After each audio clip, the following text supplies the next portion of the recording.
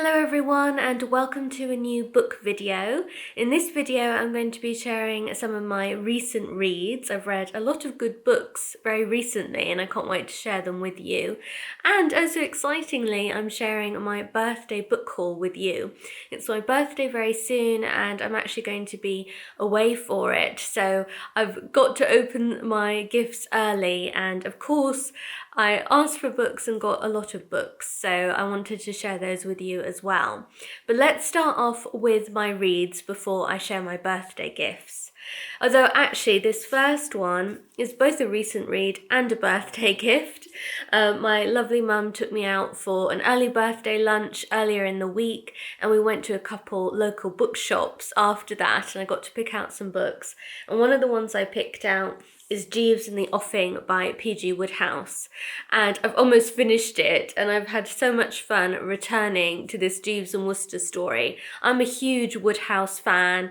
I think he was just such a genius of comic writing. I always return to his books whenever I need a bit of cheering up or I just want a laugh, and it's such a pleasure to be adding a few to my shelves because I mainly have them as audiobooks. I love listening to Jonathan Cecil reading them, and that's the way I reread them all the time, is through listening to them. But I don't actually own that many physical copies anymore, and I've been wanting to build my collection of these beautiful Everyman hardbacks of the Wodehouse canon.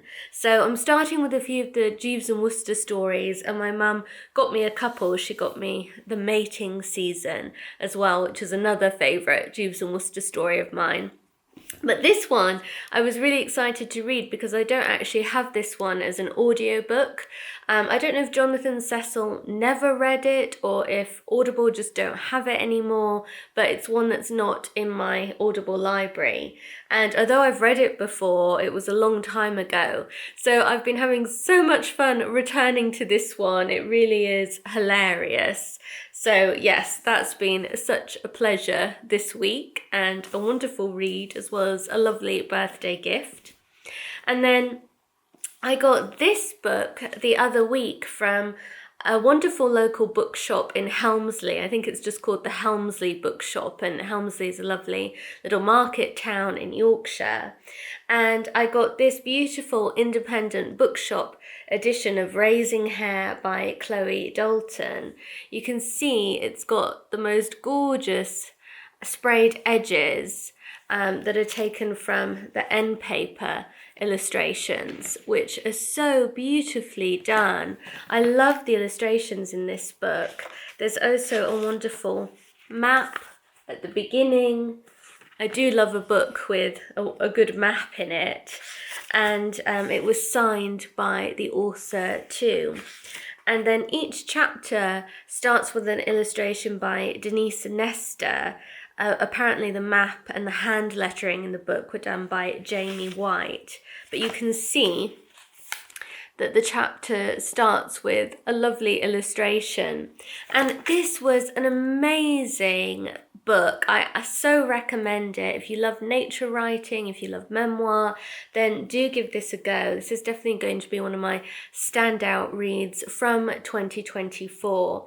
I really adored it. It's about Chloe discovering a young leveret, a baby hare, one day during the lockdown when she was out on a walk, and she was unsure what to do about the leveret, and I think she felt it would probably be best to leave it in the wild, but at the same time she was really concerned for its safety.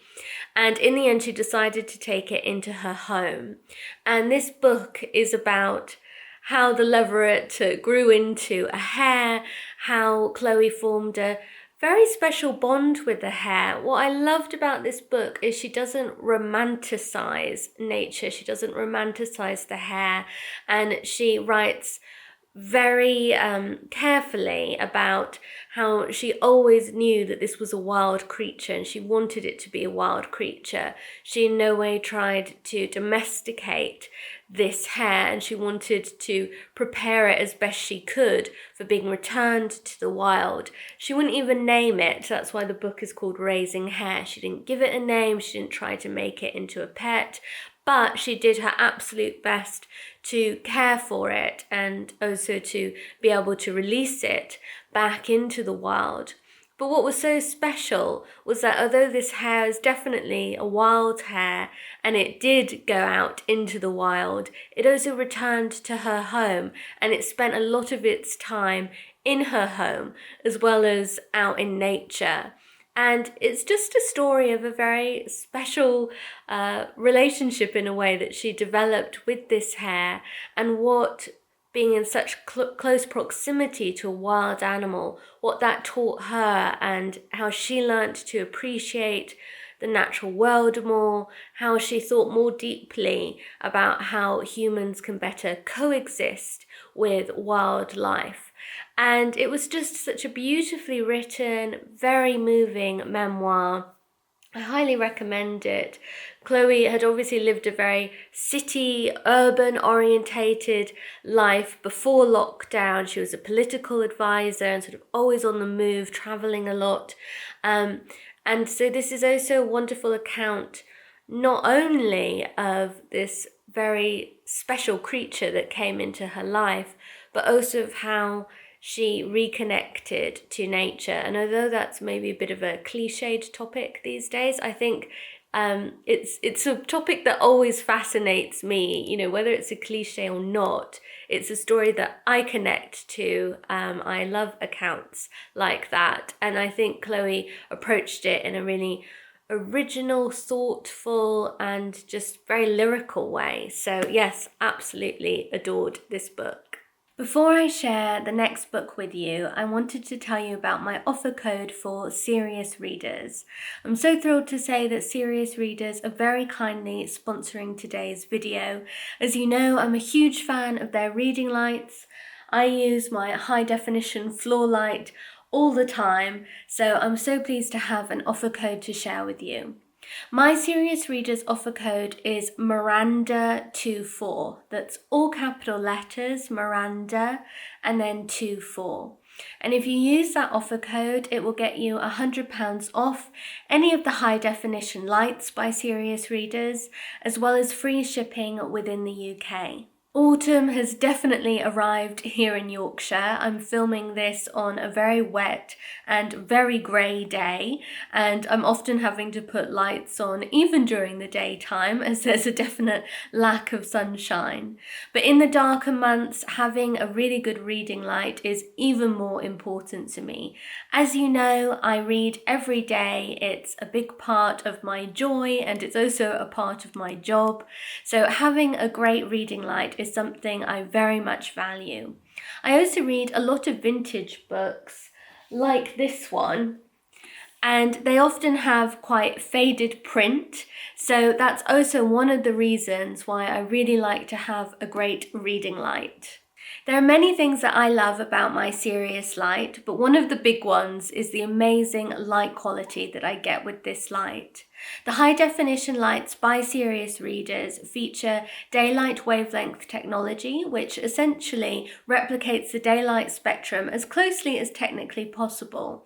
So I feel like I'm reading in natural light when I use my serious light, and I absolutely love that because it helps prevent eye strain.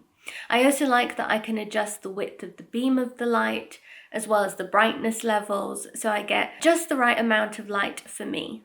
Because I live in a very old house, there aren't a lot of sockets available for where I can plug in lights, and I don't have any overhead lights in the living room or in my bedroom. So I love having the cordless option, which means that I can just pick up this light and carry it to wherever I need it. And that's really handy for my house and my lifestyle. So if you also are looking for a great reading light, then do take advantage of my offer code. Again, that's Miranda, all capital letters, Miranda24, and that gets you £100 off any of the high definition lights, as well as free UK shipping. But now let's get back to my book recommendations. Okay, so now for the rest of my recent reads. Of course, I reread Bookworm by Lucy Mangan for the Comfort Book Club. Our discussion of this book just went up on Sunday, so do check that out if you haven't watched it already. I so enjoyed reading this again. I first read it in 2018 when it came out, and I remembered how much I enjoyed it, so it was a lot of fun to return to it again. This is a memoir all about Lucy's love of books and how books really made who she is today. She was a real bookworm as a child, and this really recounts the books that she just fell in love with and that gave her her love for reading as a child. And children's literature is something that is very dear to my heart. I really believe in the power of children's books. I believe in how important it is not only for children to read them, but for adults to appreciate them as well. And a lot of my favourite comfort reads are the books that I loved as a child. Books like Tom's Midnight Garden by Philippa Pearce, The Little White Horse by Elizabeth Goudge. So many books, and Lucy read a lot of them, and she talks about so many of my favourites, like Ballet Shoes by Noel Streatfeild, like the Teddy Robinson books, like the Worst Witch series. I mean, so many that I adored as a child as well. So it was so fun to read someone else who loved the same sorts of books and who was also a passionate reader. So I really do enjoy this memoir, and I loved returning to it again. And then when I'd first read it, I had bought this book, Private Keep Out by Gwen Grant, which Lucy raves about in Bookworm, and I had never got around to reading it, but I picked it up after finishing Bookworm this time, and I've now finished it. And it's very funny. Lucy talks about how hilarious this book is in Bookworm, and there are some very humorous moments in it. It's a kind of diary or journal of a young girl who decides she wants to be a writer before she, in the end, decides that maybe being a lady boxer would be better instead. And it's written in the year 1948, or that's when it's set. And it's just a very funny account of her everyday life, all of the scrapes that she gets into. She's quite a naughty child, and how she torments her brothers and sisters and how they in turn torment her, not to mention their poor long-suffering parents. So if you like the Just William books, then I would definitely give this a try. It's very funny, and I'm really glad that I finally read it. So thank you to Lucy Mangan for recommending that in her book. And then I've been dipping into Tales of the Unexpected by Roald Dahl. This is a compilation of his short stories. The ones in this collection, which you can see is secondhand, this isn't available anymore, but the ones in this collection are taken from his short story collections, Kiss Kiss and Someone Like You, and those are both still available. But I don't even remember when I picked this book up. It was a long time ago, but I'm dipping into it again. I've read Roald Dahl's short stories in the past, and they're a great choice for October, I think, because there's definitely always a bit of a sinister edge or a slightly disturbing element to his short stories. And I think they just make really good reads for spooky season in October. So I've been enjoying these, dipping into it on and off, and I've read quite a few of the short stories so far, and I'm enjoying them. And then a book that I picked up one September evening was the 101 Dalmatians by Dodie Smith. This actually starts in September, although most of the action takes place in December. It's actually a very good cold weather read, and it's a good book to pick up in the autumn as then we move into winter, because that's really the time period of the book. And it's such a sweet, funny story. I really loved reading this again. It had been so long since I read it, and it definitely is a book that adults can enjoy too. There's so much humour in there that adults can enjoy. So I really enjoyed returning to that. And then another children's book that I enjoyed recently too is Not Just a Witch by Eva Ibbotson. This, again, is such a humorous, wonderful read for children that adults can still really appreciate. And it's about two young friends who, in their turn, befriend a witch who has moved into the neighborhood. And this witch specializes in turning people into animals, and she wants to make the world a better place. So she decides to turn evil people into animals. So the children help her to find cruel, evil people that would have much better lives as animals. And of course, things don't really go according to plan. But it's a very funny, very good book. If you love Eva Ibbotson and haven't read this one, it's definitely a good one to pick up. In the month of Halloween, it really is a fun read. So I recommend that one. And then I talked about reading this book on my channel before, Apple Bough by Noel Streatfeild. Again, this was another reread, but it was just such a sweet, lovely story. I really enjoyed coming back to this Streatfeild book. And it's one of her family stories about a group of siblings, most of whom end up being incredibly talented at music, ballet, and acting. And it tells their story, but there's always a bit of a, different twist on her books, even if they follow a very common theme generally of a group of very, very talented siblings. But yes, I really did enjoy this one very much. Nice, sweet story. So that was a lovely bedtime read. So those are the books that I've read most recently. And now let's move on to my book haul. So like I said, my lovely mum took me out for an early birthday lunch the other day, and then we went to some bookshops. We went to the lovely bookshop at Harlow Car, which is a wonderful RHS garden that's not too far from us, and we love going there. And they have a Betty's cafe, which is so nice, and they also have a really, really good bookshop. So I love going to that bookshop, and I picked out a few little things from there. I love these instead of a card poetry pamphlets. I think they're always so nicely done. And I picked up a few of these that my mum got for me. One, yes, I'm afraid I am looking ahead to Christmas. So one of the ones I got is this Christmas music, 10 poems of comfort and joy, that I thought sounded lovely.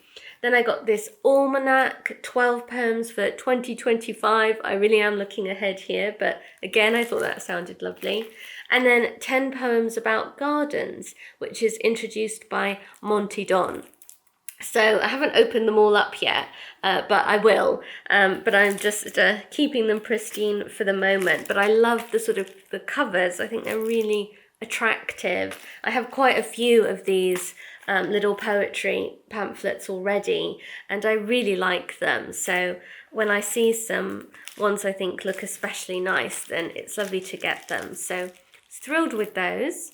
And I picked up another couple of poetry anthologies. I like these mini little Macmillan poetry anthologies, and I got this Poems on Nature one, which is something I always enjoy, and then also Poems for Christmas, looking ahead again, but I am starting to get organised for the festive period, so I was really happy to get those two little anthologies. And then we went to the local Waterstones afterwards as well, and I got the new Nigel Slater 1,000 Feasts, which is a memoir of sorts, as it says on the cover. It says Small Moments of Joy, a memoir of sorts. And I've already started reading quite a lot of this, and I'm really enjoying it. It's essentially little fragments from Nigel Slater's notebooks that he keeps over many years of his life. And I love it because in the introduction, he writes about how important it is to him to write about small moments of joy, whether that's eating something on one of his amazing travels, or whether it's appreciating little moments of joy in his own kitchen, creaming butter and sugar together, for instance. So I really love his philosophy of appreciating these small moments of joy, and he writes about how important it is to him to seek out these positive little events in his life.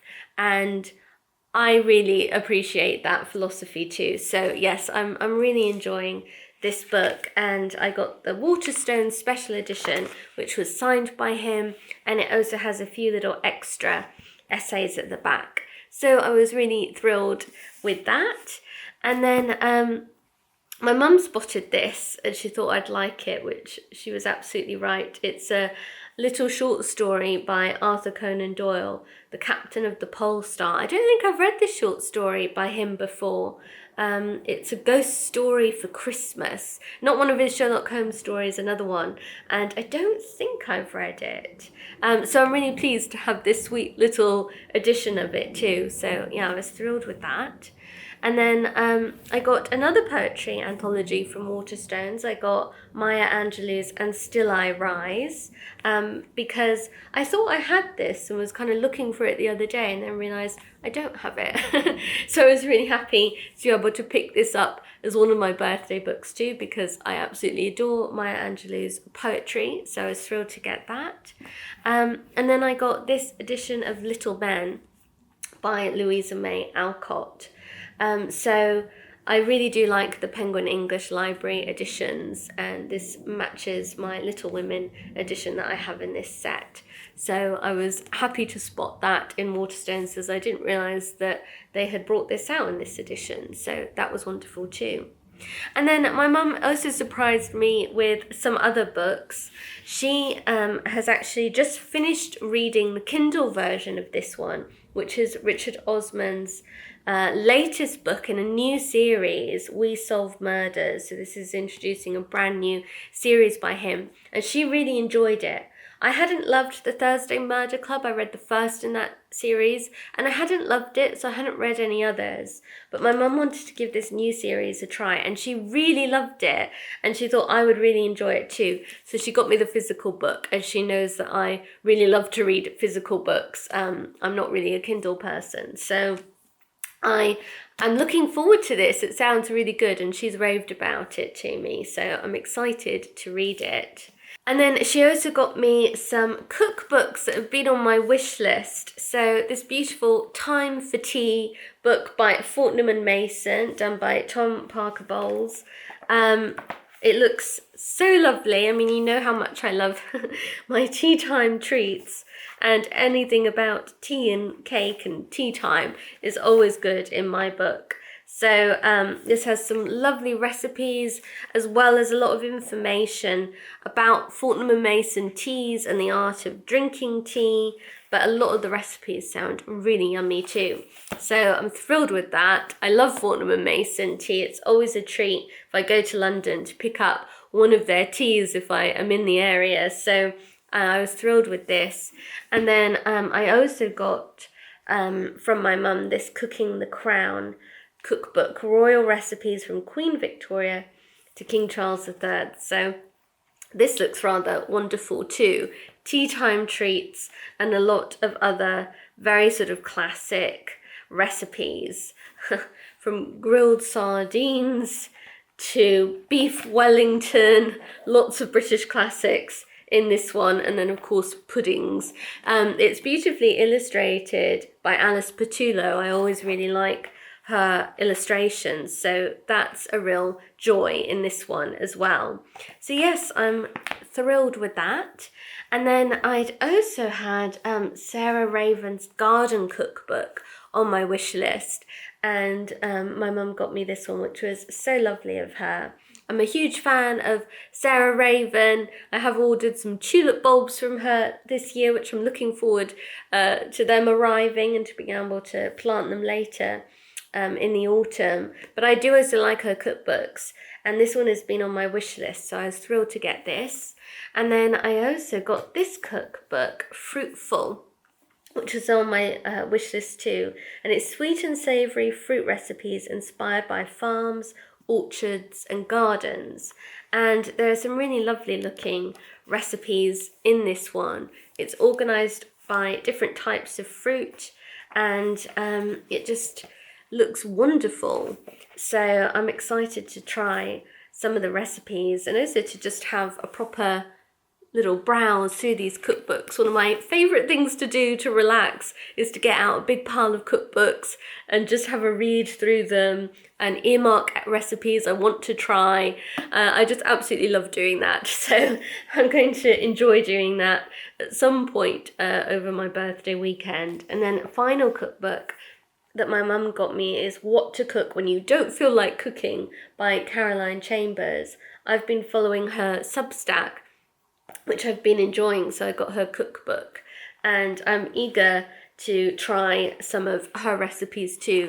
They're quite American, I think, a lot of the recipes, but I'm really looking forward to giving them a go, and it looks really good. So I was thrilled with that. And then a very special gift that my mum had got for me was the latest Ben Pentreath book, An English Vision. I'm such a fan of Ben Pentreath. I love his newsletter. I love his shop in London. I love following him on Instagram and seeing all the pictures of his beautiful home and all of the beautiful homes that he creates as an architect. And this latest book of his is just stunning. I mean, it's huge, but it's absolutely stunning. Just a glorious sort of coffee table book full of inspiration. Not that I can really follow through on this inspiration, but it's just gorgeous to look at the wonderful pictures. So yes, I was delighted to get this. Really stunning. And then a lovely friend got me this book when she was in Devon, and I think she heard a talk that the author Brett Hawthorne gave, and it's Agatha Christie's Devon. And it certainly makes me want to visit Devon at some point, obviously to see her amazing home that I think is now part of the National Trust. But there's also obviously so many other wonderful Christie locations to enjoy in Devon. It's got lots of wonderful photos, which is fabulous. So yes, I've just been really enjoying reading this one, and she also very kindly got it signed, which was lovely. And Brett Hawthorne, I looked him up, and he's done a few other books sort of in this series. I think he's done Rosamund Pilcher's Cornwall, and he's done some other writers as well. And I think Daphne du Maurier's Cornwall too, possibly. But I really do like these books. They've got lovely photos. So yeah, I'll definitely be getting some more in this series. And then the very final one, not actually a birthday gift, but this arrived from the publisher, and it felt like a birthday gift, as it is my birthday, and that's Studios of Their Own, Where Great Artists Work by Alex Johnson. And I was really thrilled to get this because I really enjoyed Alex Johnson's other book, Rooms of Their Own, which is about where writers work. And this, of course, is about where artists work. So it looks like a lovely companion volume, and I was thrilled to just get that in the post very recently. So yes, I feel very lucky with these lovely new books that I can't wait to dive into. Of course, I've already started with Jeeves in the Offing, and it'll be so fun choosing what to read next. But thank you so much for watching this video. An extra big thanks as always to those of you who pressed the super thanks button on my last video. I so appreciate your support.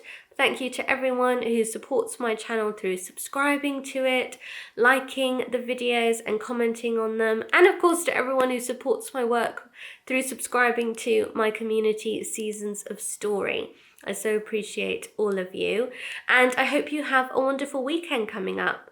I am not going to be posting a video next week, but I will be back the following week, so I will see you then. Goodbye.